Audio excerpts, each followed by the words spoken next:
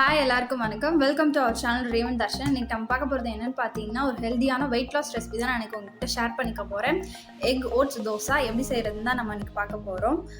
நான் வந்து பார்த்திங்கன்னா லைனோட ஓட்ஸ் எடுத்திருக்கேன். இது வந்து ஜிப்லாக் கவரில் வருது. 700 கிராம் வந்து 114 ருபீஸ் நினைக்கிறேன், எனக்கு தெரியல சரியாக.